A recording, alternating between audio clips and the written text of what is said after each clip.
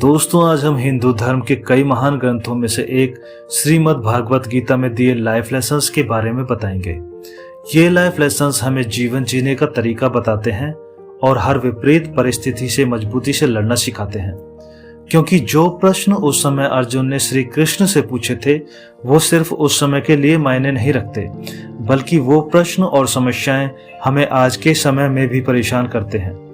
जिंदगी की जंग में भागवत गीता की बातें हमें यह समझा सकती हैं कि हमें हर मुश्किल समय में खुद को कैसे स्थिर रखना चाहिए और हर परिस्थिति में कैसे काम लेना चाहिए।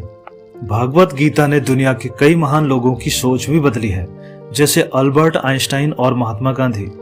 लोगों का तो ये भी मानना है कि जो भी इंसान इस ग्रंथ को पढ़ता है उसे कभी भी पैसों की कमी नहीं होती और बड़ी से बड़ी चुनौती उसका बाल भी बांका नहीं कर पाती, और उस व्यक्ति का व्यक्तित्व इतना स्ट्रांग हो जाता है कि वो जहां भी जाता है वहां के लोगों को बेहतर इंसान बनने के लिए इंस्पायर करता है।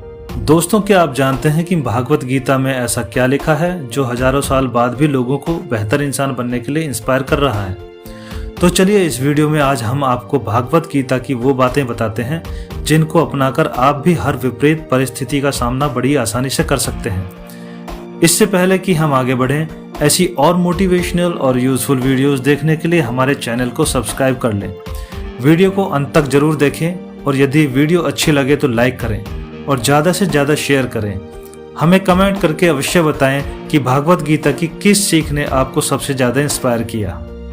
दोस्तों, भागवत गीता शुरू ही इस उद्देश्य के साथ होती है कि अगर आप कुछ हासिल करना चाहते हो लेकिन खुद कुछ करने के बजाय अपनी किस्मत को भगवान पर डाल देते हो कि वो आपका काम करें और आपकी लाइफ को बेहतर बनाएं, तो ऐसे में आपको बुरा रिजल्ट ही मिलेगा।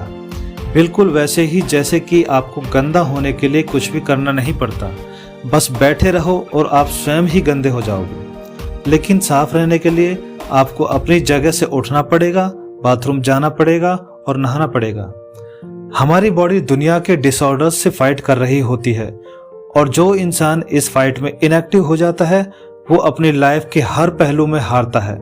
यदि हम लगातार फाइट करते रहें तो अवश्य ही सफल हो जाएंगे। भागवत गीता के अध्याय 2 के श्लोक 14 में श्री कृष्ण कहते हैं, ओ कुंती पुत्र, तुम्हारी इंद्रियां आवाज, गंध, स्वाद या महसूस किए जाने वाली चीजों के संपर्क में आकर तुम्हारे अंदर ठंड, गर्मी, सुख, दुख या तनाव जैसी स्थिति पैदा करती हैं। इसलिए इन बदलावों को सहना सीखो। सफलता या महारत हासिल करने के लिए एक इंसान को परिस्थितियों के हिसाब से ढलना होगा, बेहतर समाधान ढूंढने होंगे और अपनी उपलब्धियों को पहचानना होगा। इसलिए बदलाव को स्वीकार करो और हर परिस्थितियों में खुद को मजबूती से खड़ा करना सीखो। लोग ये तो डिसाइड कर लेते हैं कि उन्हें क्या प्राप्त करना है, लेकिन वो कभी भी अपने लक्ष्य के रास्ते में आने वाली मुसीबतों को पार नहीं कर पाते। महाभारत में भी जब गुरु द्रोणाचार्य अपने छात्रों को तीरंदाजी सिखा रहे होते हैं और उनसे कहते हैं कि पेड़ पर रखी चिड़िया की आंख पर निशाना लगाना है, और जब वो उनसे पूछते हैं कि उन्हें क्या दिख रहा है, तो किसी ने कहा कि उन्हें डाली पर बैठी चिड़िया दिख रही है, तो किसी ने बोला कि पूरा पेड़ और उस पर बैठी चिड़िया। लेकिन जब अर्जुन से पूछा गया तो उन्होंने जवाब दिया कि उन्हें सिर्फ और सिर्फ चिड़िया की आंख दिखाई दे रही है, ना ही चिड़िया और ना ही वो पेड़ और उसकी डाली, सिर्फ चिड़िया की आंख दिख रही है। और जब अर्जुन तीर चलाते हैं तो वो सीधा चिड़िया की आंख पर लगता है। बिल्कुल ऐसे ही हमें भी अपने लक्ष्य के रास्ते में बहुत सी मुसीबतें और रुकावटें मिलेंगी और हमारा ध्यान दूसरी उपयोगी चीजों की तरफ मोड़ेंगी। इसलिए अपना ध्यान अपने लक्ष्य पर इतनी गहराई से लगाना है कि बाकी कोई चीज दिखाई ही ना दे। दोस्तों, विश्वास एक बहुत ही ताकतवर चीज है।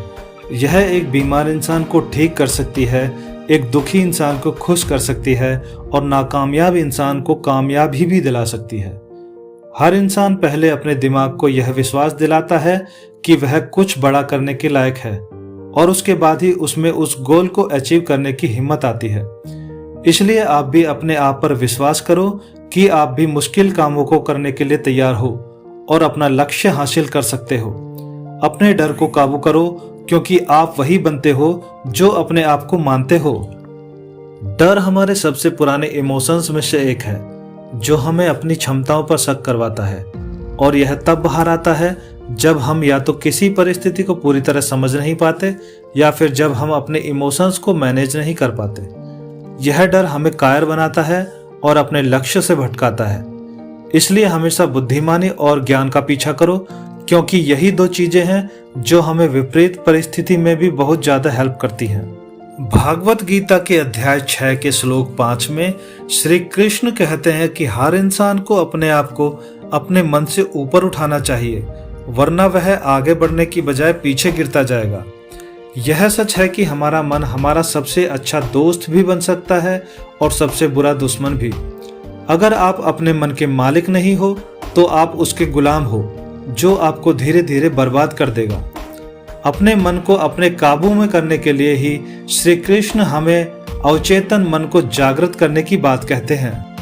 हर ऐसी चीज जो हमें अपने लक्ष्य से भटकाती है उसे लालसा कहते हैं। जैसे आपका लक्ष्य है कि आपको अपना मोटापा कम करके हेल्दी रहना है, लेकिन आप बार बार आइसक्रीम, चॉकलेट या फास्ट फूड खा लेते हैं, तो आप उन चीज़ों से मिलने वाले टेस्ट के लालची हो चुके हो।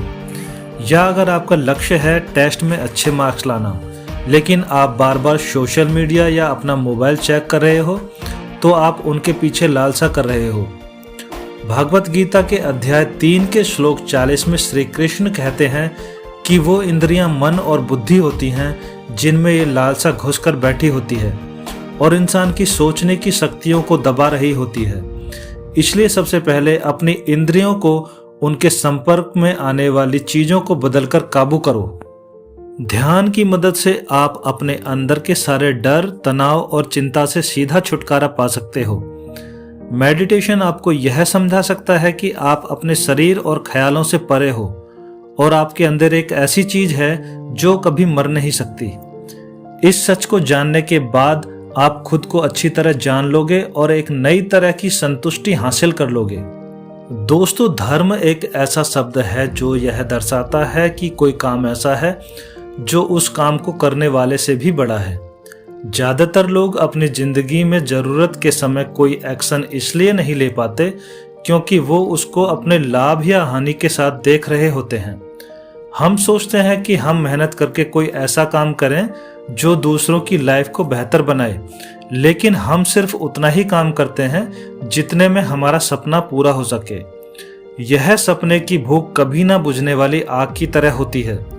श्री कृष्ण कहते हैं कि पृथ्वी हम इंसानों की कर्म भूमि है और यहाँ हमें हमारे कर्मों से ही जाना जाता है। इसलिए कर्मों से दूर भागने की कोशिश मत करो। आपका निस्वार्थ कार्य ही आपका कर्म है और आपका कर्म ही आपका धर्म है। भागवत गीता के अध्याय 18 के श्लोक 63 में श्री कृष्ण कहते हैं कि अर्जुन, मैंने पूरी गीता का ज्ञान दे दिया है। तुम उस पर चिंतन करो और यह चुनाव करो कि तुम क्या करना चाहते हो। एक तरफ तुम्हारा धर्म है और दूसरी तरफ कायरता। दोस्तों, अर्जुन की तरह हम भी कई बार विपरीत परिस्थितियों को पाते हैं। कई लोग तो पैदा ही विपरीत परिस्थितियों में होते हैं, लेकिन इसके बाद भी हमें अपनी लाइफ का चुनाव करने की आज़ादी है। हमारे पास वो शक्तियां हैं जो हमें विपरीत परिस्थितियों को बदलने की ताकत देती हैं, क्योंकि हर इंसान की लाइफ उसके डिसीजन का ही परिणाम होती है। इसलिए आप भी डिसाइड कर सकते हो कि आप अपनी लाइफ की डायरेक्शन को किस तरफ मोड़ना चाहते हो, सफलता की तरफ या फिर आलस्य और असफलता की तरफ। दोस्तों, आज की वीडियो में बस इतना ही। जल्द ही एक और मोटिवेशनल और यूजफुल वीडियो के साथ हाजिर होंगे। तब तक के लिए गुड बाय।